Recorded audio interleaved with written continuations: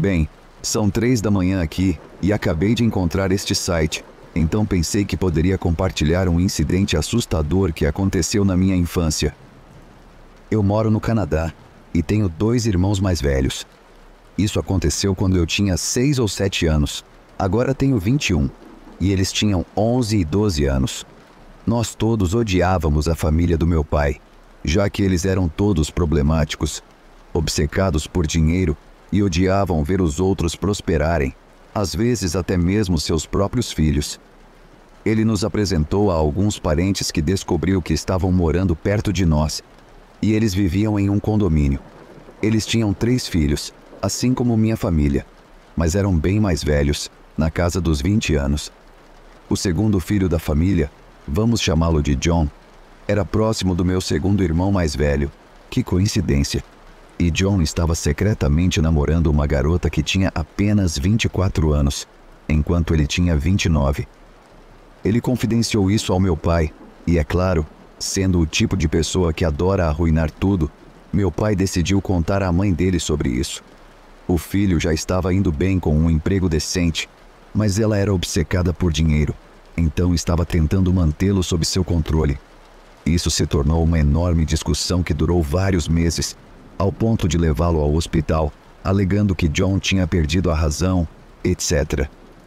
Eu ainda me lembro de como, sempre que apenas visitávamos eles, ele começava a chorar aleatoriamente, e então minha mãe e meus irmãos faziam o melhor para consolá-lo. A polícia obviamente não poderia fazer nada, já que John dizia que não queria se separar da mãe e dos irmãos. Aqui é onde as coisas ficaram assustadoras. Um dia, minha família e eu estávamos voltando para casa depois de assistir a um filme no cinema.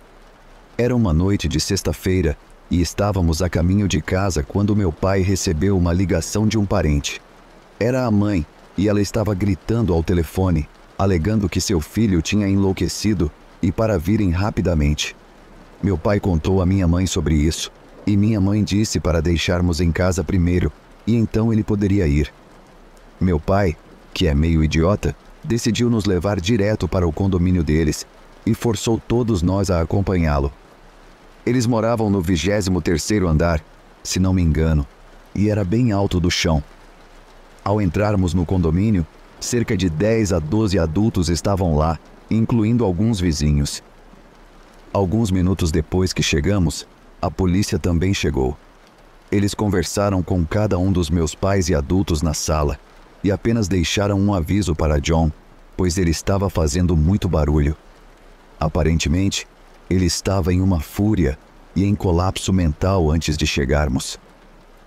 20 minutos se passaram após a polícia sair, e apenas alguns adultos estavam no condomínio comigo e meus irmãos no sofá, apenas cuidando de nossos próprios assuntos.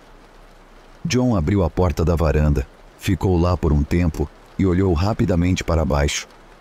Meu pai estava com a mãe dele, conversando, e minha mãe estava conosco e outro parente, conversando com ela, enquanto John se aproximava do meu segundo irmão mais velho. Ele disse ao meu irmão para ir com ele, e nós dissemos à nossa mãe, e ela disse para não ir. Meu irmão não ouviu e foi com John. Assim que chegaram à entrada da varanda, foi provavelmente uma das visões mais horríveis que já vi como criança. John imediatamente pegou meu irmão e tentou escalar a borda da varanda. Assim que ele subiu, um adulto que estava perto da entrada da varanda puxou John para baixo e segurou meu irmão em seus braços. Todos gritaram enquanto isso acontecia e até minha mãe desmaiou. Depois de um tempo, ela estava bem e todos nós saímos imediatamente. Até meu irmão mais velho xingou a mãe de John e a xingou de raiva, criticando-a por causar tantos problemas. Estou apenas feliz por termos parado de interagir com a família do meu pai e que meu irmão foi salvo naquele dia. Às vezes, sinto pena de John e ainda nunca soube o que aconteceu com ele depois. Espero apenas que ninguém seja arrastado desnecessariamente para o problema de outra pessoa, a ponto de afetar não apenas uma vida, mas muitas vidas ao redor.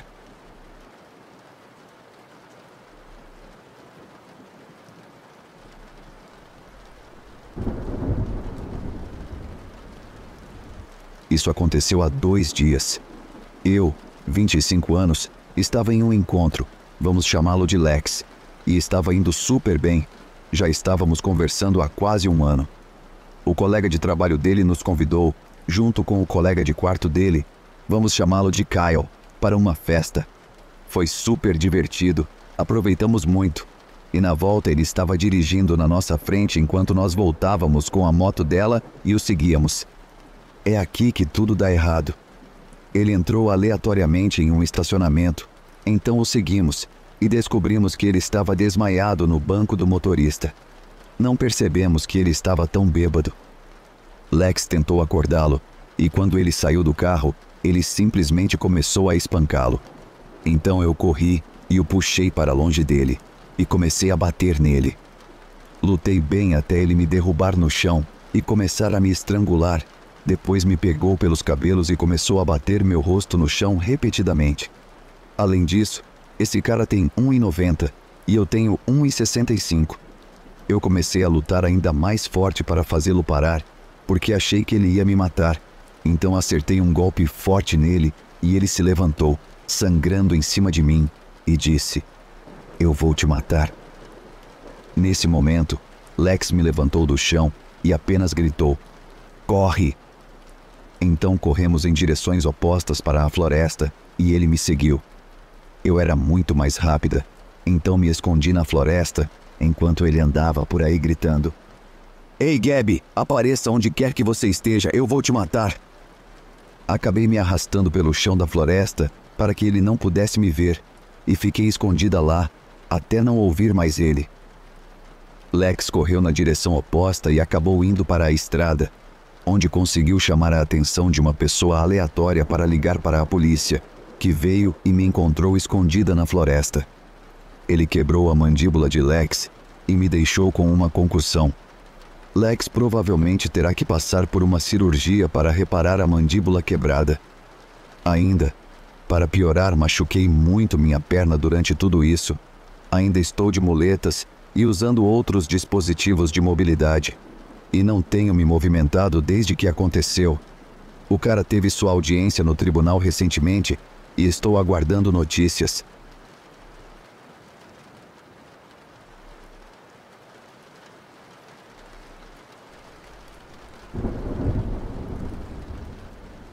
Eu estava no 6º ano. Eu estava passando o tempo com a filha dos amigos dos meus pais. Naquela época, eu tinha uma queda por ela, mas isso é outra história.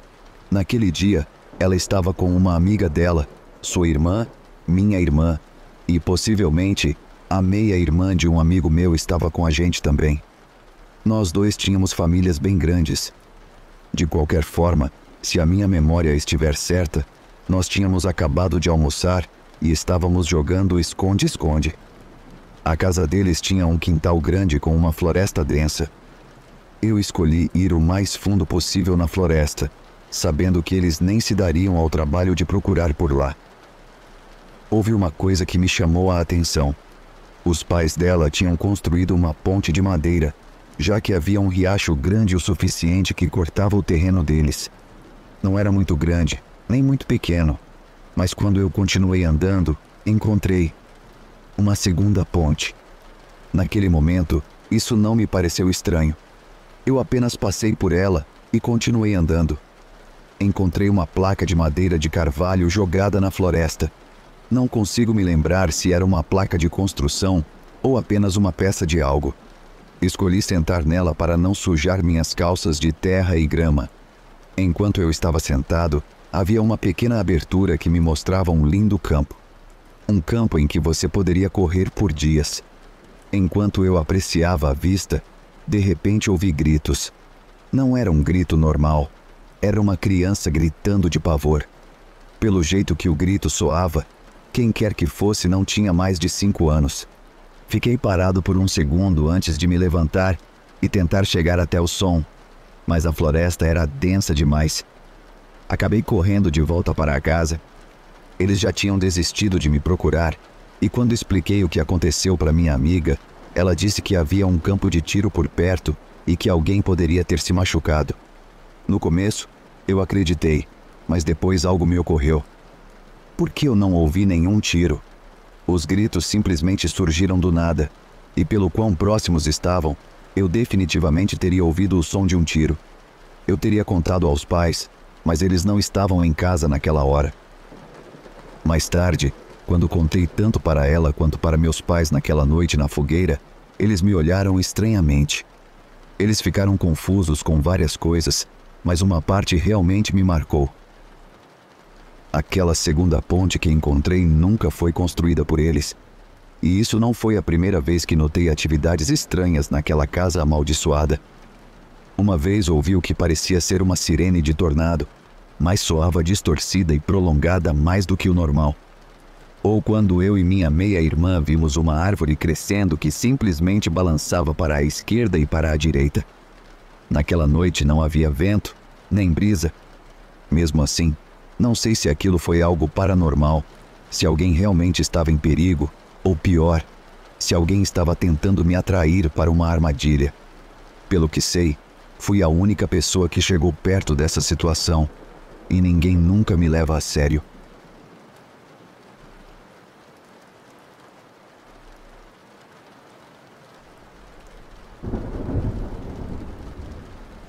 Eu estava voltando de uma festa de despedida de solteiro às 2 da manhã, e no caminho para casa, percebi que todos nós havíamos esquecido a parte do jantar com bife que tínhamos planejado.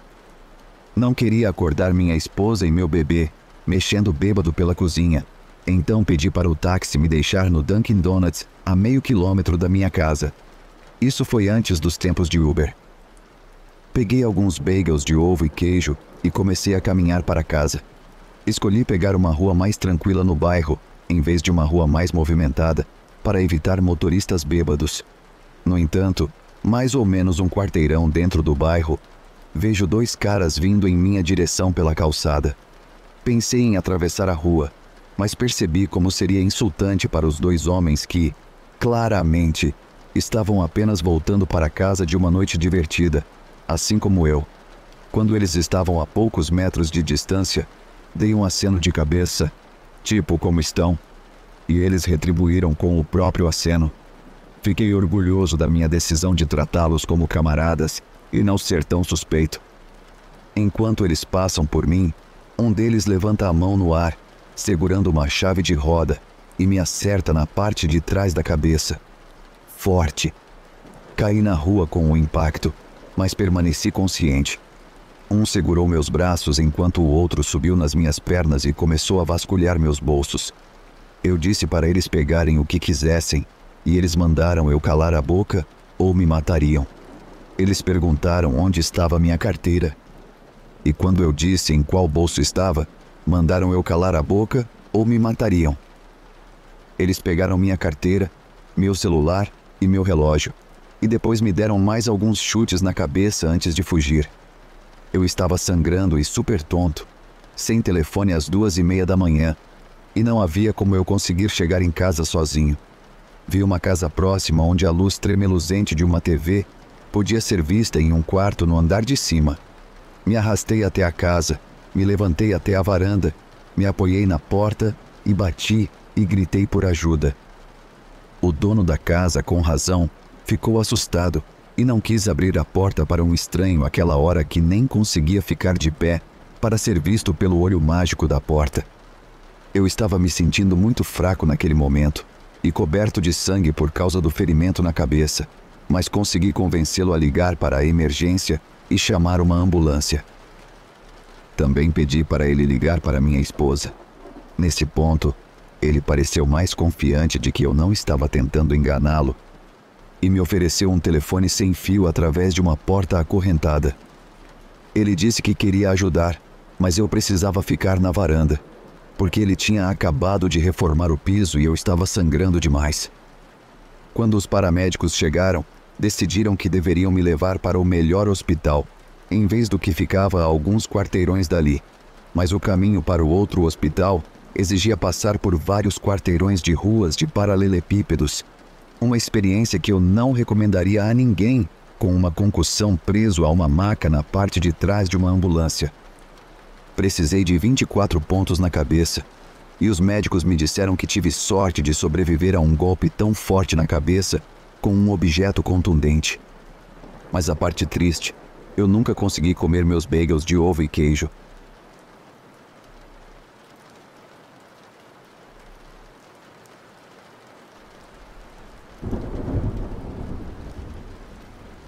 Eu era balconista em uma loja de conserto de eletrodomésticos. Um cara havia levado seu cortador de grama para ser consertado, mas decidiu que o custo era muito alto. Então meu chefe pediu que eu o colocasse no caminhão e o levasse até o endereço dele. Eu tinha 17 anos e minha carteira de motorista recém-conseguida, então parecia uma grande responsabilidade e fiquei feliz em fazer isso. Carreguei o cortador de grama direitinho e fui até o endereço. Quando comecei a descarregá-lo, percebi que a bateria estava desconectada. Um dos técnicos deve tê-la removido para trabalhar nele ou algo assim. Infelizmente, eu não tinha ferramentas para colocá-la de volta.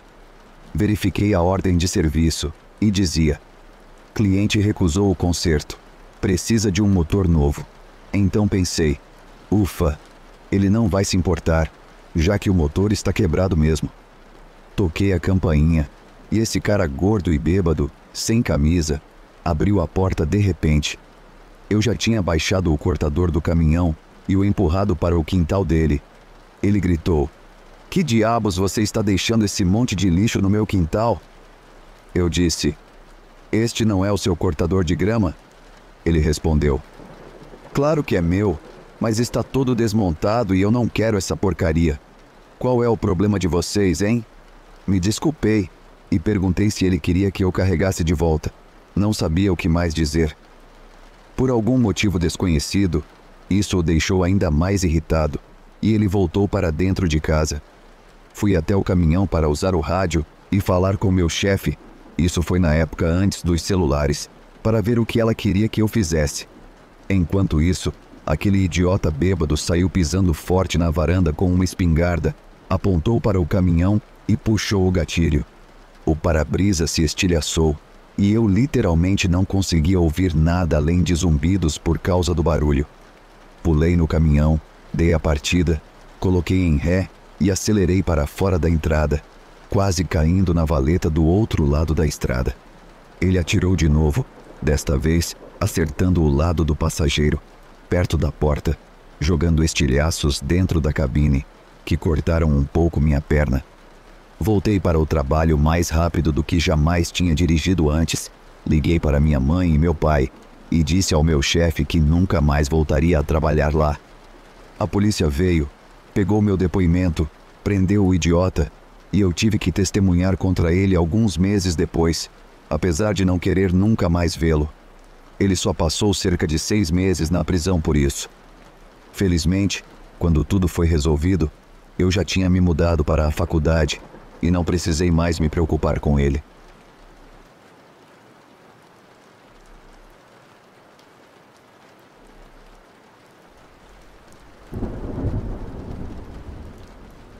Quando eu tinha 19 anos, namorei uma garota cujo pai era um psicopata.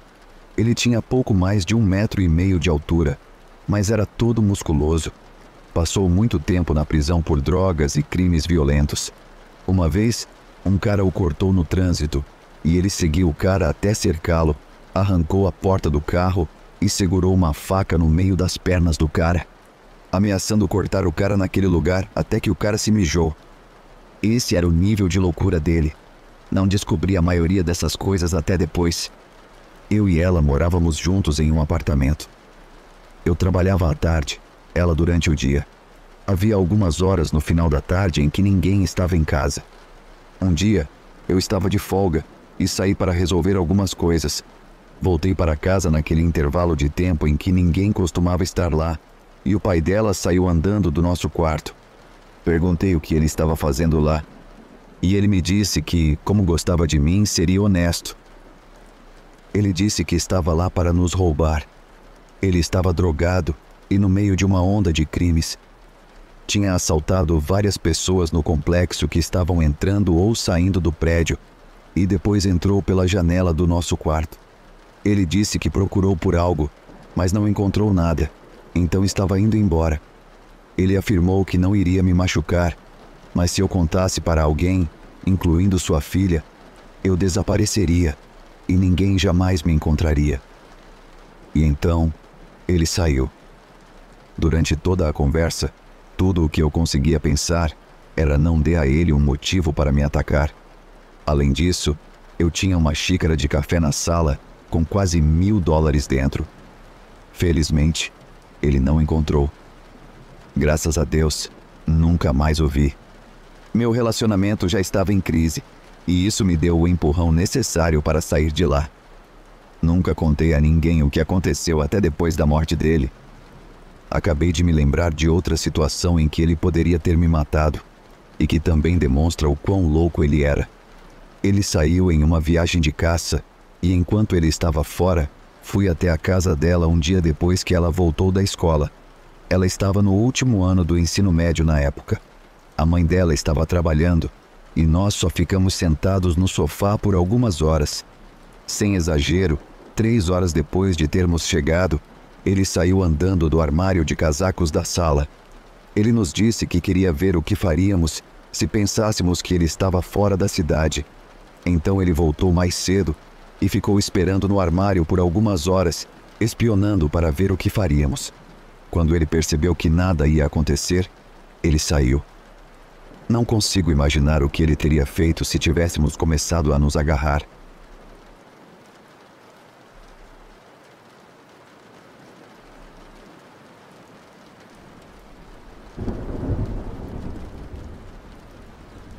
Meu ex ameaçou me matar se eu o deixasse.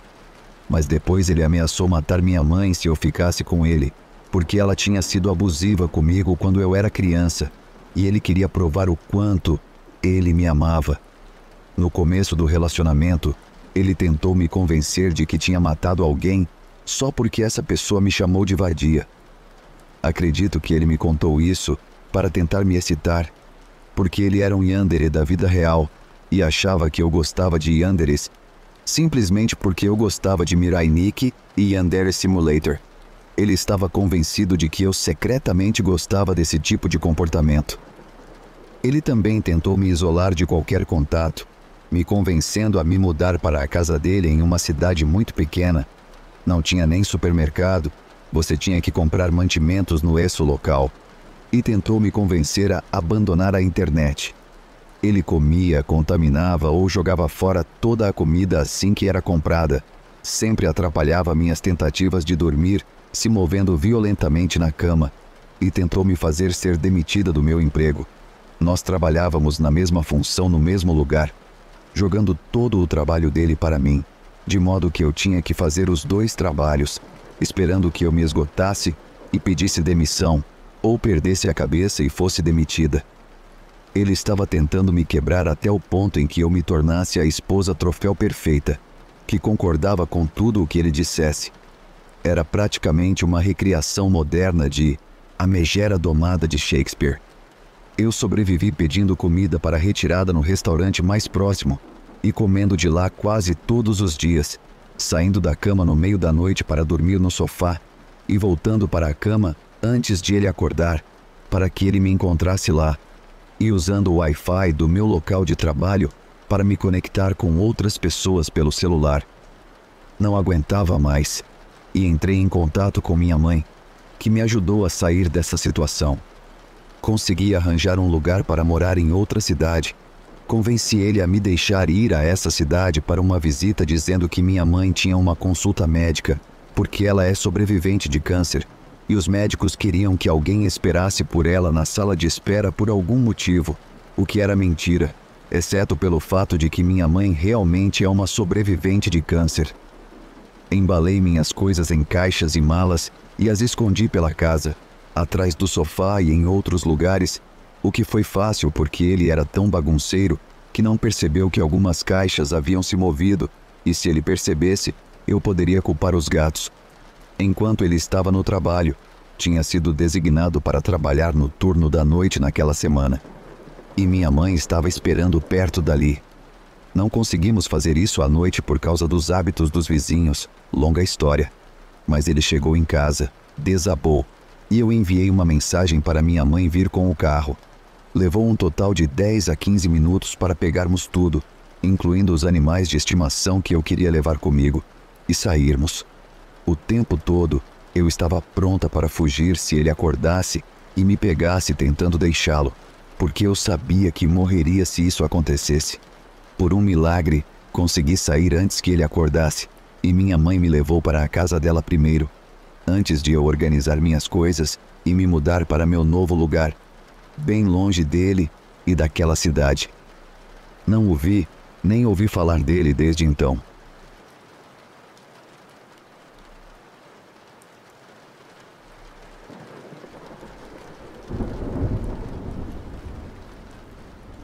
Eu tinha 2 melhores amigos enquanto crescia. Vamos chamá-los de Bob e Tom. Nós éramos inseparáveis por uns bons 4 anos. Tom tinha uma namorada, Bob a queria, eles traíram Tom pelas costas, e meio que todos nós caímos em desordem.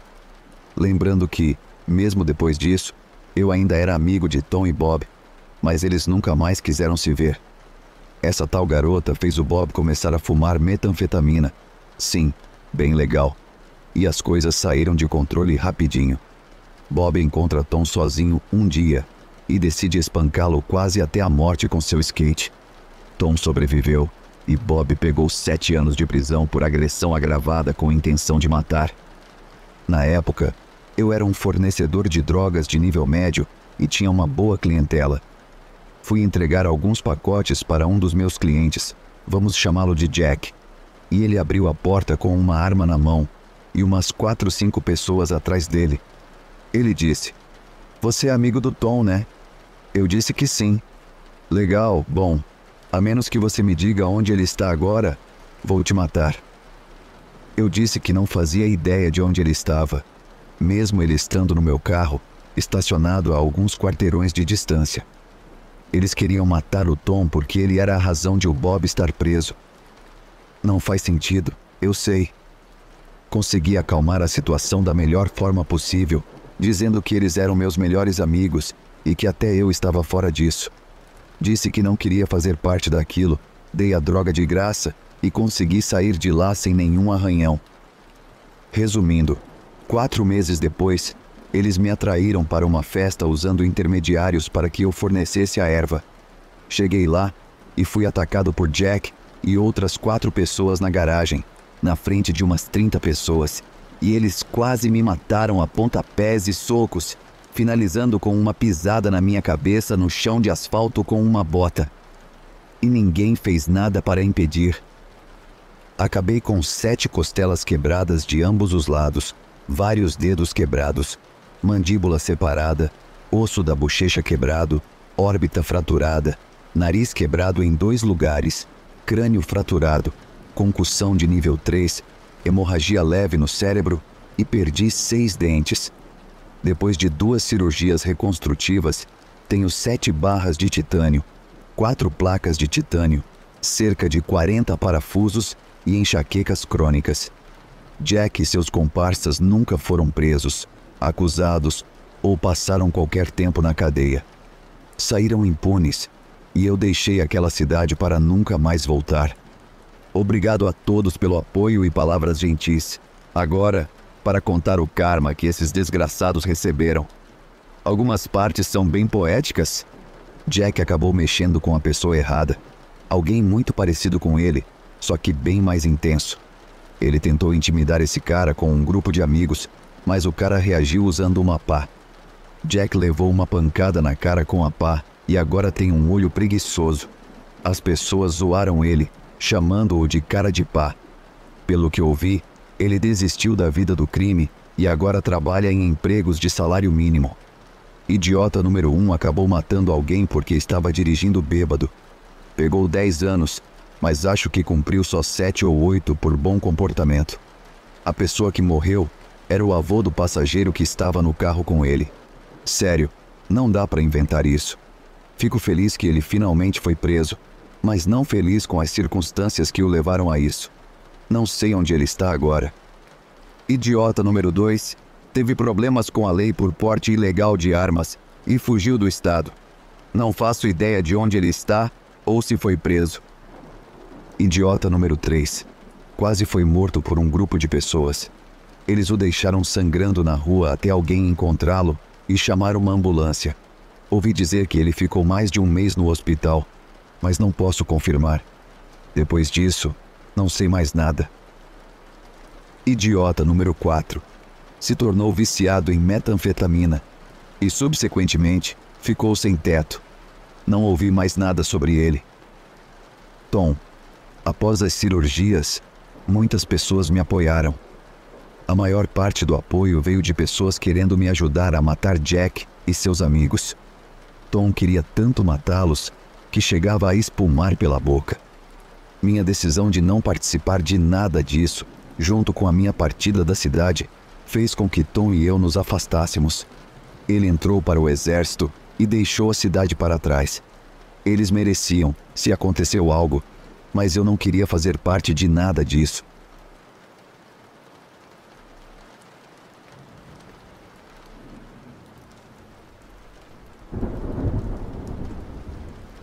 Quando eu tinha 10 anos, eu frequentava regularmente um clube de coral para crianças. Um dia, meu pai foi me buscar para me levar para casa. Eu fiquei confuso, já que sempre era minha mãe quem fazia isso, mas não pensei muito sobre até estarmos na metade do caminho. Meu pai começou a murmurar sobre como ele estava arrependido e como eu nunca mais o veria. Já bastante assustado e confuso naquele momento, continuei perguntando o que ele queria dizer, mas ele não respondia. Só quando chegamos em casa, ele não saiu do carro e, em vez disso, insistiu que eu saísse. Finalmente, ele me disse que eu não o veria novamente porque ele estaria morto em breve por causa do que fez e que a polícia me daria as respostas. Depois que ele praticamente me expulsou do carro, corri para casa, mas ninguém estava lá. Contudo, encontrei a porta aberta e uma poça de sangue no chão. A polícia estava por perto e me explicou o que havia acontecido. Meu pai era obsessivamente ciumento e encontrou um pacote de preservativos antigos no armário. Então ele chegou à conclusão de que minha mãe devia ter traído ele. Não importava o fato de que tínhamos nos mudado recentemente para aquele apartamento e que os preservativos poderiam ter sido deixados pelos inquilinos anteriores, ou o fato de que ele controlava todos os passos da minha mãe e nunca a deixava ir a lugar nenhum sozinha. A polícia me levou ao hospital, onde minha mãe, felizmente viva, estava sendo tratada. Meu pai havia esmagado o crânio dela com uma garrafa de vinho cheia. A única razão pela qual ela sobreviveu foi porque meu irmãozinho, de 7 anos na época, interveio. Se não fosse por ele, meu pai teria matado minha mãe em um ataque de ciúmes. Quando ele disse que eu não o veria novamente, ele queria dizer que planejava se matar logo após me deixar. Ele não conseguiu, e a polícia conseguiu levá-lo para uma ala psiquiátrica. Essa, até hoje, é a coisa mais assustadora que já me aconteceu. Mas eu continuo pensando no meu irmão o tempo todo. Testemunhar seu próprio pai quase matar sua mãe. Nós dois sofremos traumas mentais extremos por causa desse evento mais tarde, mas de alguma forma nos tornamos pessoas decentes. Eu nunca realmente disse a ele o quanto sou grato por ele ter estado lá, mas acho que realmente deveria.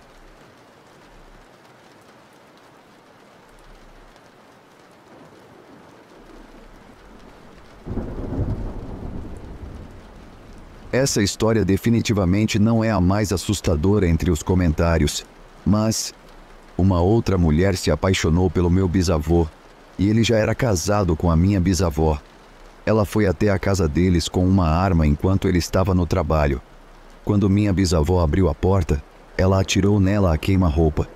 No entanto, minha avó, que tinha 3 anos na época, estava atrás dela, assistindo a tudo. Eu acho que a mulher concluiu que a minha avó não se lembraria, ou não seria acreditada, ou simplesmente não conseguiu atirar em uma criança, já que também era mãe. E, felizmente, não atirou nela. Isso foi por volta de 1930, e a perícia não era muito avançada. Nenhuma prova foi deixada. O caso esfriou. A vida seguiu e, eventualmente, a mulher, chamada Lorraine, Conseguiu o que queria. Ela convenceu meu bisavô a se casar com ela. Ela tinha 2 filhos de um casamento anterior, ambos mais velhos que a minha avó. Eu não sei o que aconteceu com o primeiro marido dela, honestamente. Minha avó contou para todos exatamente quem havia assassinado sua mãe, mas ninguém acreditou nela. Quem acreditaria em uma criança que claramente sente falta da mãe e está tendo dificuldade em se adaptar à nova família? As pessoas simplesmente pensavam que ela demonizava a madrasta por substituir sua mãe. Ou talvez tivesse imaginado tudo. É uma conclusão fácil de se chegar, honestamente. Anos e anos se passam, e ela cresce com a assassina de sua mãe na própria casa, dormindo a poucos cômodos de distância. E Lorraine sabia que ela sabia. Lorraine se comportava como a esposa perfeita, chegando para cuidar do pai enlutado e da criança. Minha avó cresceu atormentada por ela e pelos filhos dela. Havia favoritismo óbvio, os enteados eram mimados, e ela era a ovelha negra da família. Ela saiu de casa e se casou com meu avô na primeira oportunidade que teve. Seguiu em frente e teve seus próprios filhos, 5 meninos. Lorraine adoeceu e, finalmente, em seu leito de morte, confessou a verdade e contou a todos o que tinha feito. Acho que ela estava preocupada com o estado da sua alma. Já haviam se passado 57 anos desde o assassinato. 16 anos desde que meu bisavô havia falecido. Ele nunca soube da verdade. Nenhum documento foi oficialmente alterado para afirmar que ela foi a assassina, pelo que sei. As autoridades ainda consideram o caso como sem solução, quase 100 anos depois. Isso me enlouquece porque minha avó sempre soube. E mesmo depois de adulta, as pessoas diziam: "Ah, você tinha uma imaginação ativa quando criança." Não pode ser verdade. Viver com esse conhecimento por tanto tempo e não ter ninguém no mundo ao seu lado, sua família toda contra você, isso é o que mais me assusta.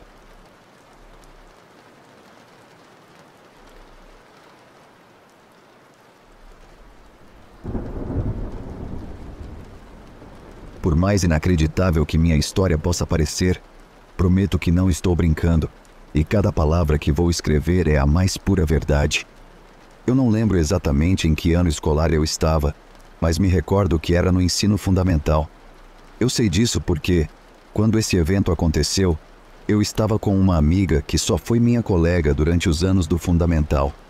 Depois disso, ela se mudou e perdemos contato. Essa história aconteceu nos arredores de St. Louis, Missouri, durante a década de 1980. Para referência, chamaremos essa amiga de Amy. Foi um dia divertido com Amy. Minha mãe nos deixou no shopping, onde passamos o tempo olhando vitrines e experimentando roupas. Esse era um shopping bem pequeno em uma cidadezinha nos arredores de St. Louis. Por ser tão pequeno, não tinha muitas opções de restaurantes ou praça de alimentação. Porém, havia um McDonald's do outro lado da rua. Para chegar lá mais rápido, podíamos cortar caminho por um campo que ficava entre o estacionamento do shopping e a rua. Depois de cruzar o campo e atravessar a rua, o McDonald's estava logo ali. Amy e eu fomos ao McDonald's, pedimos nossa comida e nos sentamos. Estávamos comendo sorvete e conversando quando um homem entrou e se sentou na mesa à nossa frente.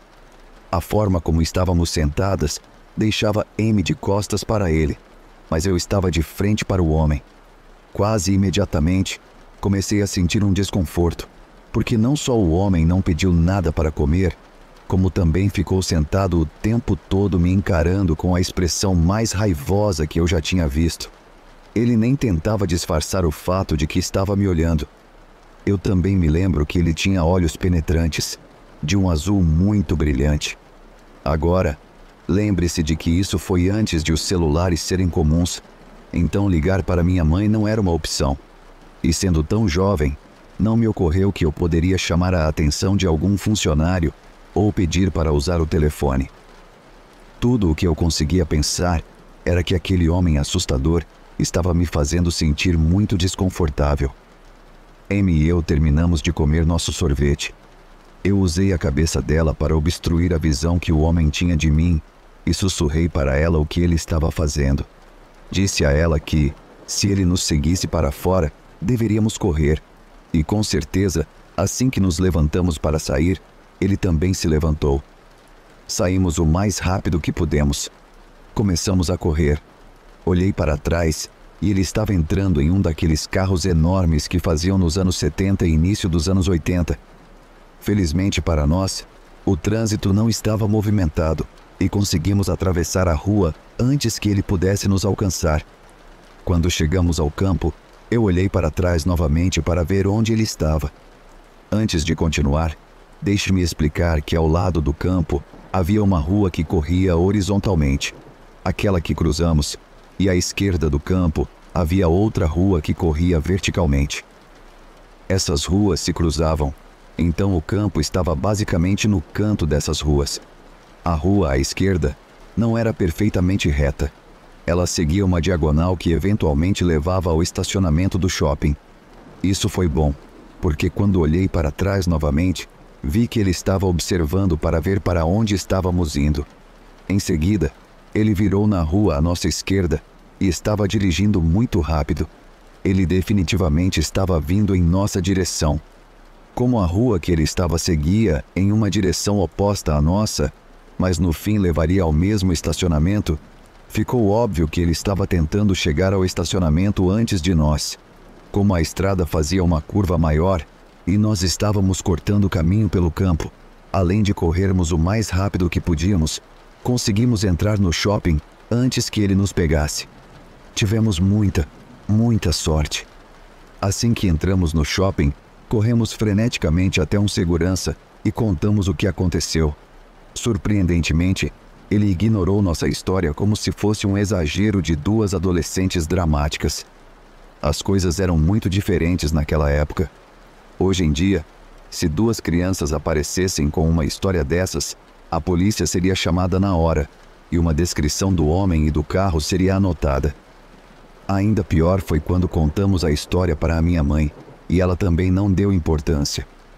Minha mãe era emocionalmente negligente e definitivamente não foi a melhor mãe durante minha infância. Eu cresci com sérios problemas de confiança em relação aos adultos por causa de muitas situações como essa. Nunca me senti protegida pelas pessoas que deveriam me ouvir e me manter segura. Eu me sentia sozinha e ignorada. Este evento é uma das principais razões para eu me sentir assim. Mas isso é outra história. Agora, avançando para alguns dias atrás. Meu marido estava assistindo a um vídeo no YouTube sobre serial killers. Eu parei na hora porque, enquanto ele assistia, uma foto familiar apareceu no vídeo. Um dos homens mencionados era o homem do McDonald's.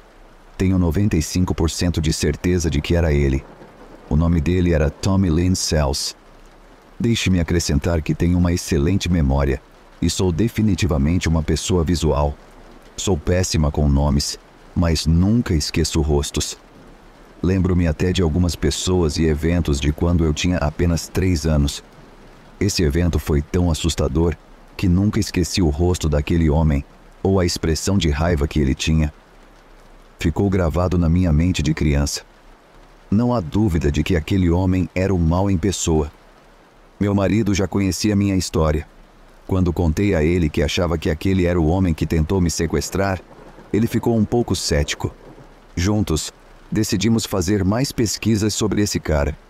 O que descobrimos só solidificou o que eu suspeitava. Tommy Lynn Sells estava matando pessoas, às vezes meninas da minha idade, e de fato estava matando pessoas na área de St. Louis naquela época. Ele também trabalhava em carnavais e viajava, matando pessoas em outros estados. Diferente da maioria dos serial killers, ele não tinha um tipo específico. Qualquer pessoa que ele conseguisse pegar era um alvo em potencial. Ele simplesmente gostava da adrenalina de matar. O que tornava isso mais assustador era que o shopping em que Amy e eu estávamos tinha um carnaval todo verão no estacionamento do outro lado de onde estávamos. Não consigo lembrar exatamente em que mês isso aconteceu, mas me lembro de que o clima estava quente. tenho quase certeza de que era verão. Me pergunto se ele estava trabalhando naquele carnaval. A foto dele na Wikipédia é exatamente como o homem do McDonald's.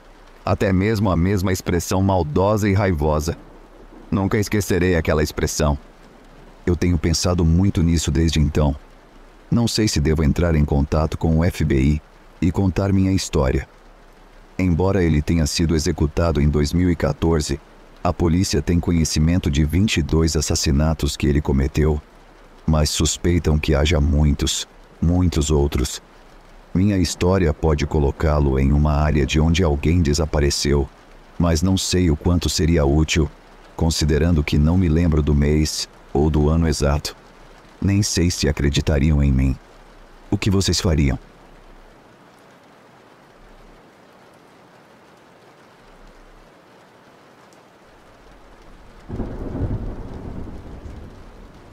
Eu quase fui assassinado 2 vezes pela mesma pessoa. No ensino médio, eu tinha uma agressora que sentava atrás de mim.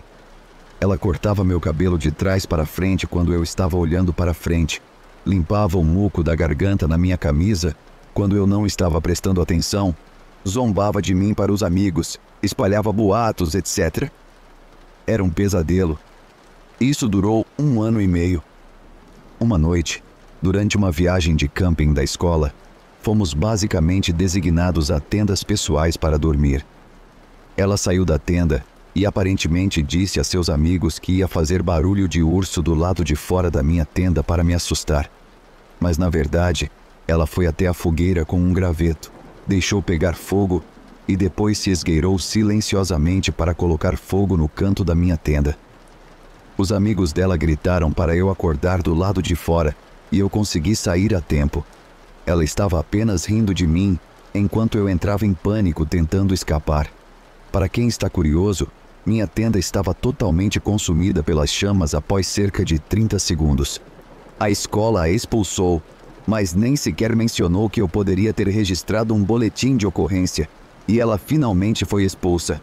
Ela gritou que iria se vingar de mim por ter a colocado em apuros.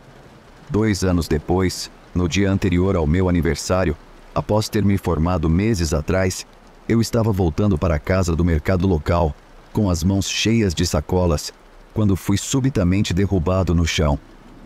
Fiquei meio frustrado porque minha reação imediata foi pensar como aquele cara havia arruinado o bolo de aniversário que eu tinha comprado. Olhei ao redor e acima do cara que me derrubou, tentando me fazer levantar e correr, estava aquela mesma garota do ensino médio, com uma faca na mão. O cara que me derrubou, aparentemente me salvando da primeira vez, chutou a faca da mão dela e a derrubou enquanto ela gritava. Ele rapidamente a segurou enquanto eu chamava a polícia. Descobri logo depois que ela havia sido presa e que me seguia há pelo menos alguns meses. Redes sociais, meu endereço físico, minha rotina e os caminhos que eu fazia para casa. Ela estava escondida atrás de um arbusto com uma faca, planejando me esfaquear como vingança por arruinar sua vida. Aparentemente, a vida dela saiu de controle depois de ser expulsa e ela me culpou. Os amigos dela pararam de falar com ela. Ela não conseguiu encontrar outra escola para estudar e teve que fazer aulas online na biblioteca. Os pais dela basicamente deram um ultimato: se desculpar comigo por ter colocado fogo na minha tenda ou ser expulsa de casa assim que completasse 18 anos. Ela se recusou a se desculpar, então foi expulsa. Ela ficou essencialmente sem teto por um tempo e finalmente encontrou alguém com quem morar. E depois de se estabilizar um pouco, planejou sua vingança. Felizmente, ela foi sentenciada, mas recebeu uma pena leve, na minha opinião. Eu só tenho uma pequena cicatriz no meu estômago da ponta da faca que me atingiu. O empurrão fez a faca torcer um pouco, mas não culpo o cara que me salvou. Desde aí, tenho estado um pouco paranoico de que outra pessoa tente me atacar por trás. Não gosto de sair à noite ou estar em multidões porque você nunca sabe.